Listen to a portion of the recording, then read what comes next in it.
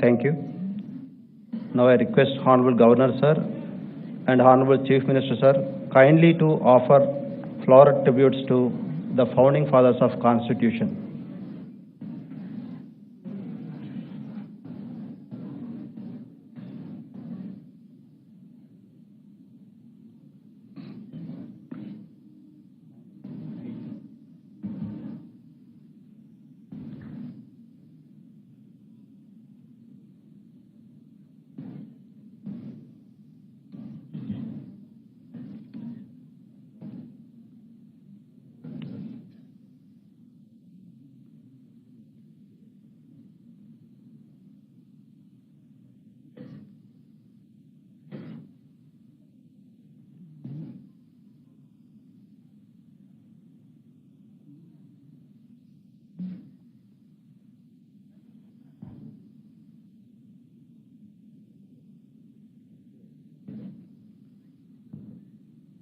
I request Honorable Governor Sir kindly to read out the preamble of the Constitution of India, phrase by phrase, and request all the dignitaries present here to repeat.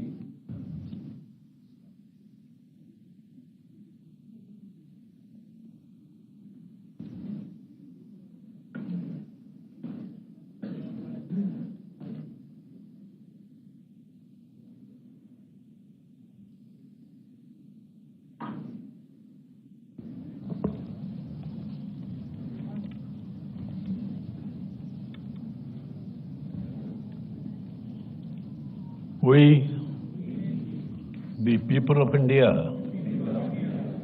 having solemnly resolved to constitute India into a sovereign, socialist, secular, democratic republic, and to secure to all its citizens justice, social, economic, and political, liberty of thought, expression and belief, faith and worship, equality of status and of opportunity, and to promote among them all fraternity, assuring the dignity of the individual and the unity and integrity of the nation in our Constituent Assembly this 26th day of November 1949, do hereby adopt, enact and give to ourselves this Constitution.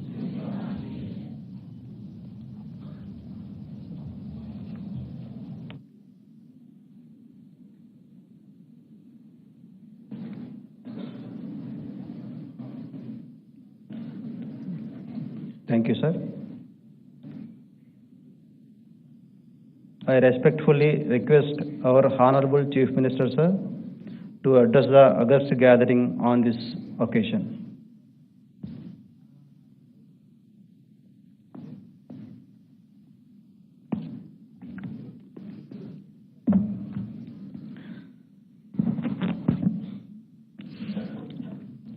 గౌరవనీయులు పెద్దలు governor గారు శ్రీ విశ్వభూషణ్ హరిచందన్ గారికి నా హృదయపూర్వక నమస్కారాలు. సామాజిక న్యాయానికి, సామాజిక సాధికారతకు ప్రతీక అయిన నా మంత్రివర్గ సహచరులకు, అధికారులకు, ఇక్కడికి గొప్ప సందర్భంగా వచ్చిన ప్రతి ఒక్కరికి కూడా, అలాగే రాష్ట్రంలో ఉన్న ప్రతి అక్కకు, ప్రతి చెల్లెమ్మకు, ప్రతి అవ్వకు, ప్రతి తాతకు, ప్రతి సోదరుడికి, ప్రతి స్నేహితుడికి, ప్రతి చిన్నారికి కూడా ఈ రాజ్యాంగ ఆవిర్భావ దినోత్సవం సందర్భంగా నా హృదయపూర్వక అభినందనలు. మన దేశ ప్రజలు తమ కోసం ఈ రాజ్యాంగాన్ని రాసుకుని 1949లో తమకు తాము సమర్పించుకున్న రోజు ఈ నవంబర్ 26. ఈరోజు రాజ్యాంగ దినోత్సవం. మన రాజ్యాంగం దాదాపు 80 దేశాల రాజ్యాంగాలను అధ్యయనం చేసిన తర్వాత తయారైన ప్రజల స్వేచ్ఛ, స్వాతంత్రం, సమానత్వాల మ్యాగ్నా కార్టా. ఇది ప్రపంచ మానవ చరిత్రలోనే, ప్రజాస్వామ్య చరిత్రలోనే, సమానత్వ చరిత్రలోనే, సామ్యవాద చరిత్రలోనే, సంఘ సంస్కరణల చరిత్రలోనే అత్యంత గొప్పదైన ఒక చారిత్రక గ్రంథం. ఈ రాజ్యాంగం ఎంత గొప్పది అనంటే 28 రాష్ట్రాలు, 8 కేంద్రపాలిత ప్రాంతాలు, 3000 కులాలు, ఉపకులాలతో కలిపితే 25,000 కులాలు, 7 ప్రధాన మతాలు, 121 భాషలు, యాసలతో కలిపితే 19,500 భాషలు మాట్లాడే మన దేశానికి ఇన్ని కాంప్లెక్సిటీస్, వేరువేరు చరిత్రలు, భిన్నమైన భౌగోళిక స్వభావాలు ఉన్న దేశానికి, మన ప్రభుత్వాలకు, ఈ దేశంలోని 140 కోట్లకు పైగా ప్రజలకు, మనందరికీ కూడా క్రమశిక్షణ నేర్పే ఒక రూల్ బుక్, మనకు దిశ నిర్దేశం చేసే ఒక గైడ్, ఒక ఫిలాసఫర్, ఒక టీచర్, మన దేశ సార్వభౌమ అధికారానికి ప్రతీక మన రాజ్యాంగం. ఇంత గొప్పదైన మన రాజ్యాంగాన్ని మనకు ఎవరు అందించారు అనంటే, పుస్తకం ముట్టుకునేదానికే అంతకుముందు వీలు లేని సమాజంలో జన్మించి, ఎవరు చదవనన్ని చదువులు చదివి, ఎవరికీ లేనన్ని డిగ్రీలు, విదేశీ డిగ్రీలు సైతం సంపాదించుకొని ఈ దేశం మారటానికి, నిలబడటానికి, ప్రపంచంతో పోటీ పడటానికి, ఎదగటానికి, ప్రగతి పథంలో పరుగెత్తటానికి కావలసిన ఆలోచనలు ఈ రూల్ బుక్, ఈ రాజ్యాంగ పుస్తకాన్ని, ఈ పవిత్ర గ్రంథాన్ని రచించిన వ్యక్తి ఆ మహానుభావుడు మన అంబేద్కర్ గారు. ఈ రాజ్యాంగం 72 ఏళ్లగా మన సామాజిక వర్గాల చరిత్రల్ని తిరగరాసింది, రాస్తూనే ఉంది కూడా. ఈ పుస్తకం మన ఆర్థిక, సామాజిక, రాజకీయ, విద్య, మహిళా చరిత్రల గతిని మార్చింది, మారుస్తూ కూడా ఉంది. నిస్సహాయులకు, నిరుపేదలకు, అణగారిన వర్గాల వారికి అధికార దుర్వినియోగం జరిగినప్పుడు ప్రభుత్వాల ఇనుప పాదాల కింద నలిగిపోయే వారి రక్షణకు, దైవమిచ్చిన ప్రజా ఆయుధం కూడా ఈ రాజ్యాంగమే. ఈరోజు రాజ్యాంగంలోని మహోన్నత ఆశయాలకు ప్రతిరూపమైన ఆ మహనీయుడికి, ఆకాశమంతటి ఆ మహామనిషికి, బాబాసాహెబ్ అంబేద్కర్ గారికి అంజలి ఘటిస్తూ ఇదే విజయవాడ నడుమ 2023 ఏప్రిల్లోనే అంబేద్కర్ గారి మహావిగ్రహాన్ని కూడా ఆవిష్కరించబోతా ఉన్నాం. అంబేద్కర్ గారి భావజాలాన్ని, మన రాజ్యాంగ స్ఫూర్తిని మనస వాచ కర్మన గౌరవించే ప్రభుత్వంగా ఈ 3.5 సంవత్సర పాలనలో ఎలాంటి ముందడుగులు వేశామో క్లుప్తంగా కొన్ని మాటల్లోనే చెప్తాను. రాజ్యాంగంలో చెప్పిన గ్రామ స్వరాజ్యానికి రూపకల్పన చేసి దేశంలోనే తొలిసారిగా గ్రామ సచివాలయాలు, గ్రామ వాలంటీర్ల వ్యవస్థను అమలు చేస్తూ ఉన్న తొలి ప్రభుత్వం కూడా దేశంలో బహుశా మనదే. ప్రభుత్వ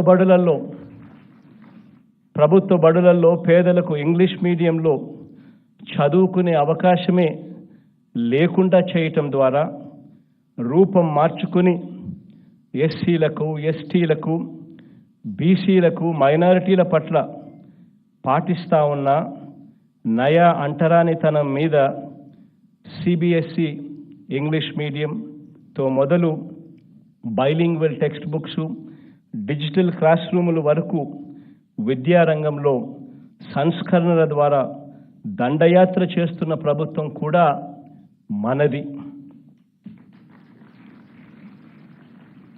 నామినేటెడ్ పదవులు, నామినేటెడ్ పనులలో 50% ఎస్సీ, ఎస్టీ, బీసీ, మైనారిటీలకే రిజర్వేషన్లు కల్పిస్తూ ఏకంగా చట్టం చేసి అమలు చేసిన తొలి ప్రభుత్వం కూడా మనదే. అందులోనూ 50% మహిళలకు రిజర్వేషన్ కల్పించిన మొట్టమొదటి ప్రభుత్వం కూడా మనదే. మహిళా సాధికారతకు అర్థం చెబుతూ జగనన్న అమ్మఒడి, వైఎస్ఆర్ చేయూత, వైఎస్ఆర్ ఆసరా, వైఎస్ఆర్ సున్నా వడ్డీ, 30 లక్షల ఇళ్ల పట్టాలు అక్కచెల్లెమ్మల పేరుతోనే రిజిస్ట్రేషన్, ఇప్పటికే మంజూరు చేసిన 21 లక్షల ఇళ్ల నిర్మాణం, దిశ యాప్, దిశ పోలీస్ స్టేషన్లు వంటి అనేక ముందడుగులు వేసిన మహిళా ప్రభుత్వం కూడా మనదే.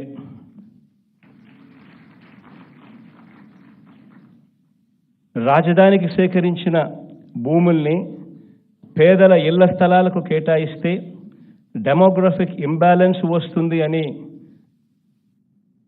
అంటే సామాజిక సమతుల్యం దెబ్బతింటుంది అని వాదించిన దుర్మార్గం భారతదేశంలో మొలకెత్తుతుందని బహుశా రాజ్యాంగ నిర్మాతలు ఆ రోజు ఊహించి ఉండకపోవచ్చు. ఇలాంటి వాదాలతో కూడా మనం యుద్ధం చేస్తూ ఉన్నాం. వాహనమిత్ర, రైతు భరోసా, పెన్షన్ కానుక, ఆసరా, సున్నా వడ్డీ, లా నేస్తం, నేతన్న నేస్తం, మత్స్యకార భరోసా, అమ్మఒడి, ఆరోగ్యశ్రీ, ఆరోగ్య ఆసరా, వసతి దీవెన, విద్యా దీవెన, చేదోడు, తోడు, కాపు నేస్తం, ఈబీసీ నేస్తం, విద్యా కానుక, గోరుముద్ద, 30 లక్షల ఇళ్ల పట్టాలు, చేయూత, బడులల్లోనూ ఆసుపత్రుల్లోనూ నాడు నేడు, ఇలా ఏ పథకాన్ని తీసుకున్నా కూడా పేదరికం నుంచి, సామాజిక ఆర్థిక తారతమ్యాల నుంచి బయటపడేందుకు చిత్తశుద్ధితో గట్టి ప్రయత్నం చేయాలన్న సంకల్పం నుంచి పుట్టినవే.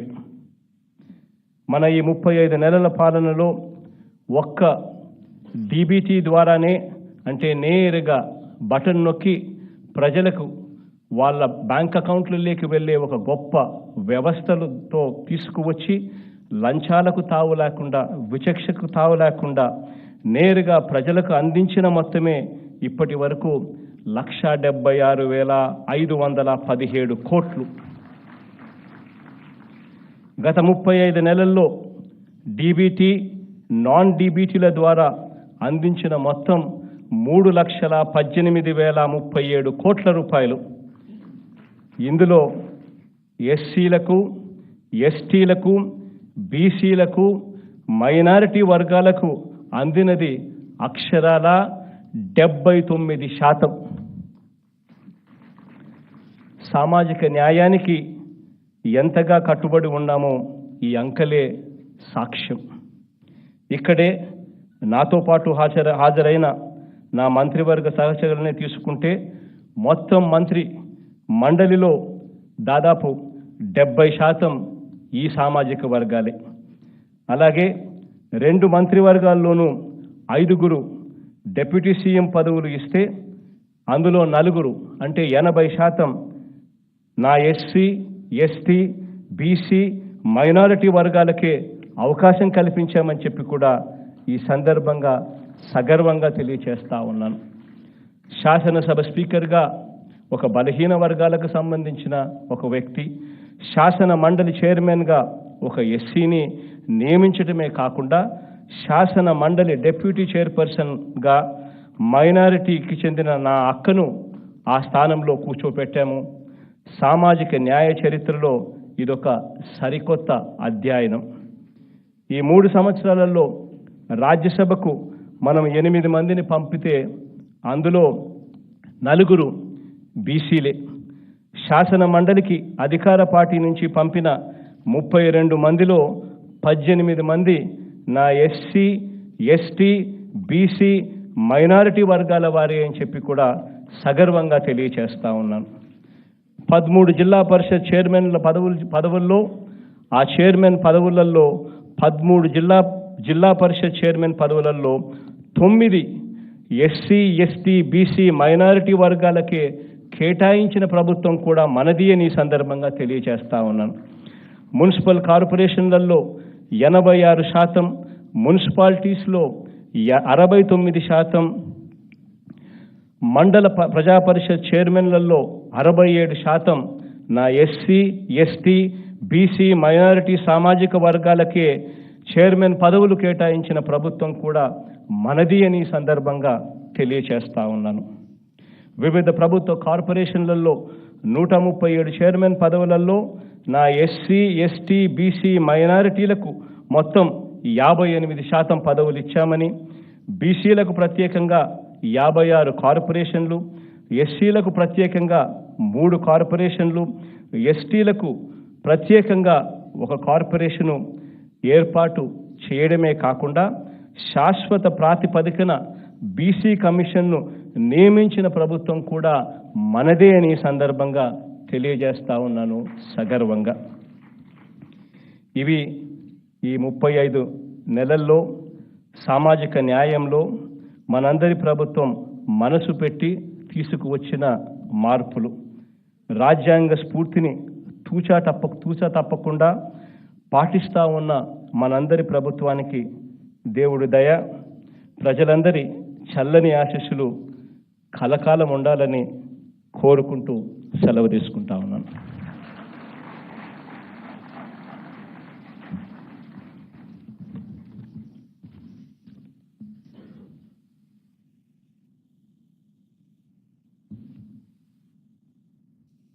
Thank you, sir. Now I humbly request our Honorable Governor, sir, to address the distinguished invitees on this auspicious event.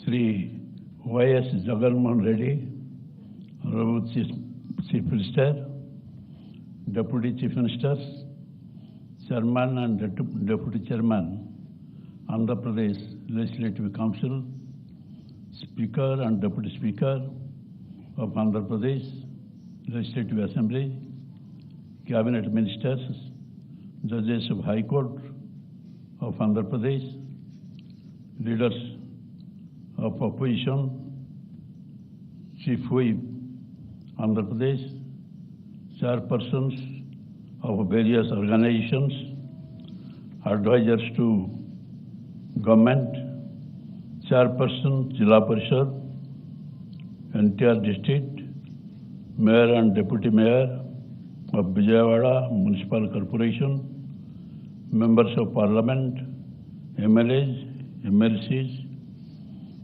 chief secretary, special chief secretaries, principal secretaries, Government of Andhra Pradesh, Director General Police Andhra Pradesh, distinguished guests, members of the print and electronic media, Andariki Namaskaram.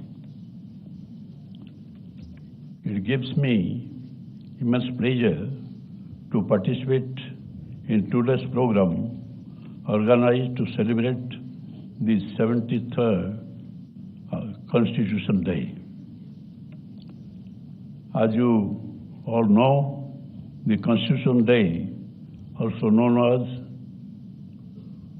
Samvidhan Divas, is celebrated on 26th November every year to commemorate the adoption of the Indian Constitution and Jan Bhagidari, and to honor and pay tributes to Bharat Ratna Baba Sahib Dr. Bhimrao Ambedkar and founding fathers of the Constitution for their great contribution. The people of the nation can never forget the services of the makers of the Constitution for giving us the principle on which we derive our freedom and equality to ensure harmony in the society. The Constituent Assembly adopted the Indian Constitution on 26 November 1949 and it came into effect from 26 January 1950. The 73rd Constitution Day being celebrated today is an important day as it forms part of the ongoing Azadi Ki Amrita Mahotsav celebrations commemorating 75 years of independence of India. This year, the Constitution Day is being celebrated with theme Bharat Loktantra Ki Janani, India the mother of democracy. India, with all its plurality, is today the world's largest successfully working democracy, to the great surprise of many countries of the world, because the Indians are infused with the spirit of equality and have had a Loktantrik Parampara since the ancient Vedic times. The idea of Bharat is cherished by millions and millions of Indians living all over the world since times immemorial. It is a well-known fact that Bharat and its system of Lokatantra have influenced civilizations across the world. It is from this line of Bharat that the culture and serving the masses has originated, that made the world to become aware of Lok and Tantra, complement with each other to extend good governance to the people. There is a distinction between Prajatantra, meaning democracy, Jantantra, meaning people and the king, Loktantra, meaning welfare of the people. The first relate to political system of democracy. The second relates to political power held by the people. And the third relates to the representative governance for the welfare of the people. The Bharat Rashtra and the Hindu culture and civilization have survived in the face of 2000 years of alien invasion of different ethnicities and cultures due to its unity in diversity and being a single large community that existed to south of the Himalayas and the north of the ocean. There is plenty of evidence available in the nature of archaeological monuments, literary works, numerous strategic, epigraphical, and spiritual scriptures, etc., that establish the fact that the system of democracy was evolved in Bharat ages ago. Several provisions of the Indian Constitution can be related to mention of harmony of existence in Vedic literature, fundamental unity, right to life, and existence of all beings that find a place in Upanishads, and the importance of expression of truth, selfless action, ethical and moral struggles of human life. Dharma, spiritual awakening emphasized by Bhagavad Gita. Dharma, the regional and moral law governing individual conduct, originated from the Vedas, is a time immemorial concept that has been the core of the Indian society since ancient times. Dharma is the Indian version of natural law, perceived by Indians in the ancient society. Its far-fetched vision is praised by great philosophers like Max Muller. During the British rule, the civil rights and the liberties enjoyed by the people were taken away. Indians were treated ruthlessly and arbitrarily, suppressed in every sphere of life, ranging from political to social and economic. Indians fought back for the rights and liberties that they enjoyed earlier under the law of Dharma. During his famous Champaran trial, Gandhiji remarked that he disobeyed the law not to show disrespect to British law, but in obedience to higher law of our being, the vice of conscience by which he meant Dharma. The struggle for independence, or the struggle for basic rights and civil liberties that one as a basic human being should enjoy, and the same was kept in mind while making the Constitution of India. Hindu law or Dharma has been codified according to the changes in the society, as it was realized that the ancient way should yield to the realistic approach of life. The principle of natural law found its way into the Constitution in the way of fundamental rights. Dharma, as we know, was a duty-based legal system. By current legal system become a right-based one. As you all are aware, the fundamental rights are not absolute, and they too have certain restrictions. The concept of welfare state, which is the nature of the state today, is found to have roots in Dharma. The human rights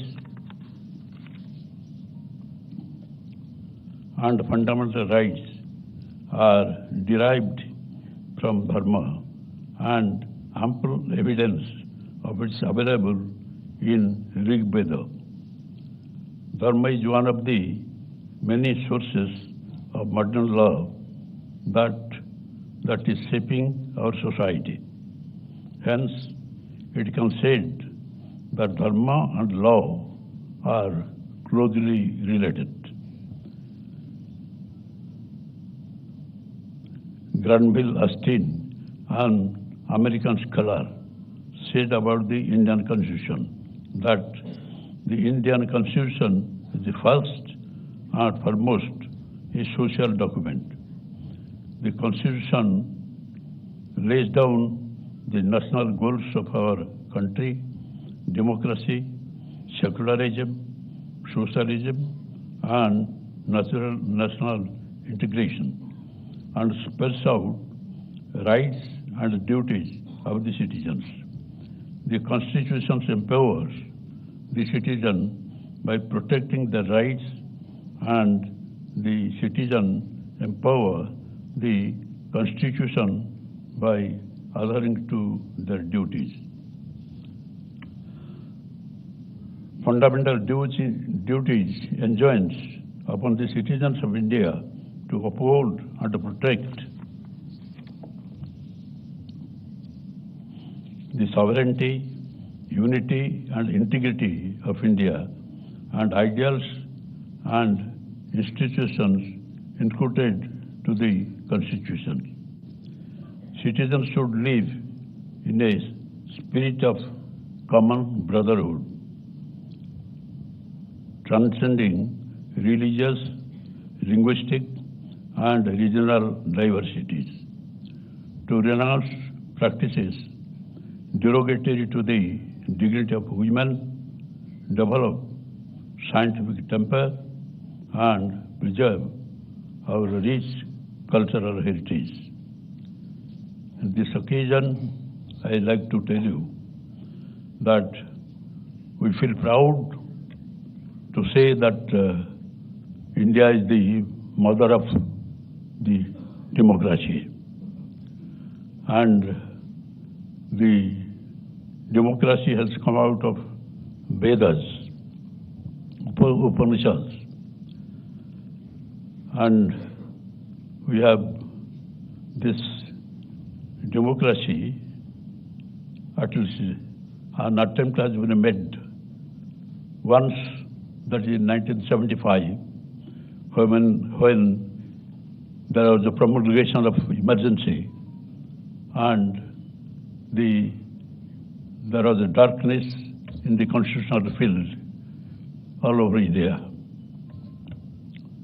and the rights of the citizens, like freedom of speech and expression, right to liberty and life, had been withdrawn, and that was a black period, and about 150,000 people had been thrown to the jail, and many of us are also inside the jail at that time because of joining the Save Democracy movement of Jayaprakash Narayan. And that is the only instance where there was an attack on democracy. And thereafter, when Janata Party government came to power, there was an amendment that now it will be difficult to murder democracy again. Now, in India, we want to solve everything by democratic method. India is now playing a key role in international politics. Recently, what happened, when there was war between Russia and Ukraine, and it was there was apprehension amongst the people of the entire world that there will be third world war. The Honorable Prime Minister Narendra Modi said that this is a different time has come. The era of war has been over, and there is no problem of the world which cannot be solved by discussion. So adopt that method. And both the sides, they wanted that India, this largest democracy of the world, will support either this side or that side. Pressure was also put to the Prime Minister to support them. America said that we are standing by you when there is the apprehension of war between China and India. Russia said that we are the oldest friend, and in so many occasions we have come forward to support India. Therefore, but a neutral stand was taken by the Honorable Prime Minister of this country, saying that the era of war is over, era of peace has come, and whatever problem there may be, if we discuss the matters, then we definitely will reach a solution. And therefore, a time has now come, both the sides praised Sri Narendra Modi, the Prime Minister, because he is the only person who is capable of talking to Putin, the President of Russia, and the President of Ukraine for any solution. That this is not the age of war. It is over.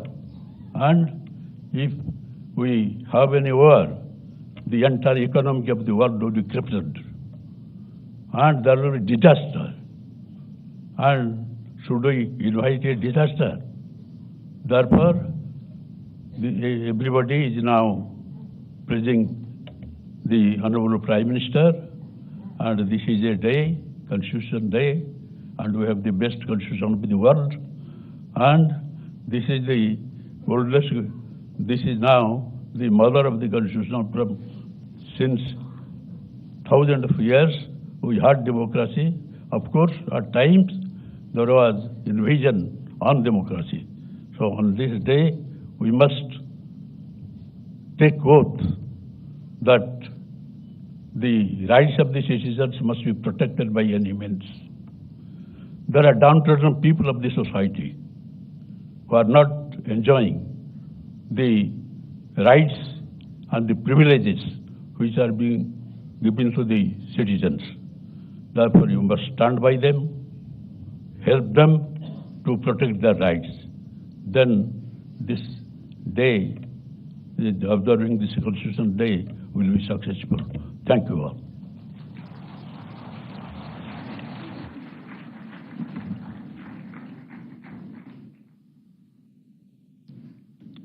Thank you, sir. Now I request all the dignitaries to please rise for the national anthem.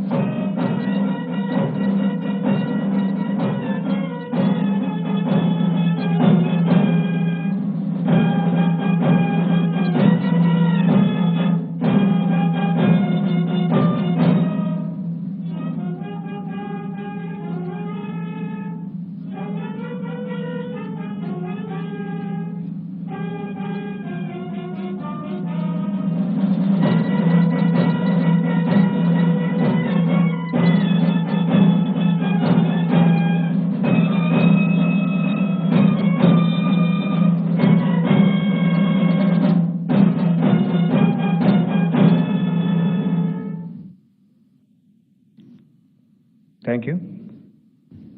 I extend my sincere thanks to all the dignitaries present here.